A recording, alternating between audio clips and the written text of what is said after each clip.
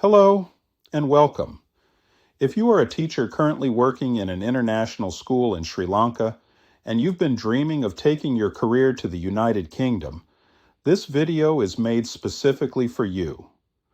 We know that Sri Lankan teachers are highly dedicated and often have years of experience, but moving to the UK to teach can feel like navigating a maze.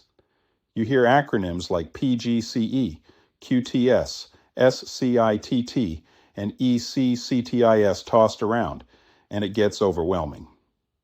Don't worry.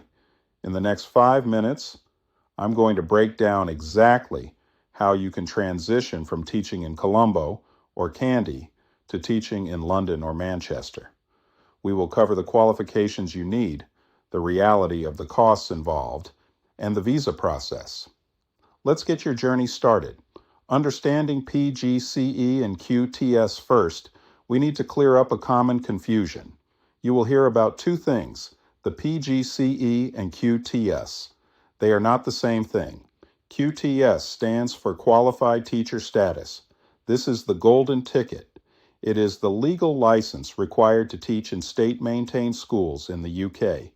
Without QTS, your job options are very limited. The image below shows an example of what the official Qualified Teacher Status certificate looks like. This document from the Department for Education certifies that the individual has obtained QTS and meets the requirements for employment in maintained schools. In this specific example, the date of QTS is marked as 21st July 2023. The PGCE stands for Postgraduate Certificate in Education. This is an academic qualification, a master's level university course. Here is the key takeaway. You can have a PGCE without QTS, but if you want a long-term career in the UK, you really want a course that gives you both. For international applicants, the safest and most common route is to apply for a university-led PGCE that includes QTS and, crucially, provides student visa sponsorship. Before you apply, you need to prove your Sri Lankan qualifications match UK standards. This is done through an organization called Ecctis. You will need a bachelor's degree. It doesn't necessarily have to be in education, but if you want to teach secondary physics, for example, your degree needs to be related to physics. You also need the standard equivalence. To train in the UK, you must have the equivalent of a GCSE grade C or 4 in mathematics and English. If you want to teach primary school, you also need science. Since your high school exams were likely Sri Lankan O-levels or London O-levels taken in Sri Lanka, you will need to submit these to Ecctis for a statement of comparability. A quick tip regarding English. Even if you work in an international school and speak perfect English, universities will likely still ask for an IELTS academic test with a score of usually 6.5 or 7.0. Be prepared for this. If you have a C pass or above for Sri Lankan A-level English, then you have the opportunity to bypass this. Now let's talk about money. This is usually the biggest hurdle, and I want to be very honest about it so you can plan. As a Sri Lankan citizen coming on a student visa, you will be classified as an international student. This means you will unfortunately not be eligible for the government tax-free bursaries or student loans you might read about online.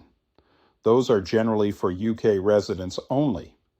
You need to budget for international tuition fees, which usually range between £16,000 and £30,000 for the year, depending on the university.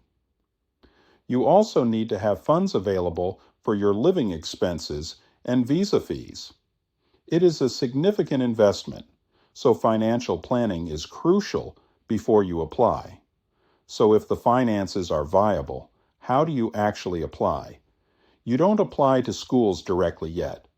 You apply through the UK government's Apply for Teacher Training service online. You can choose up to 4 training providers. When writing your personal statement, highlight your experience. You are already teaching in an international school. Mention your classroom management skills, your experience with the British curriculum if you have it, and your adaptability. Once you are accepted unconditionally and have paid your deposit, the university will issue you a CAS number. You use this to apply for your student visa.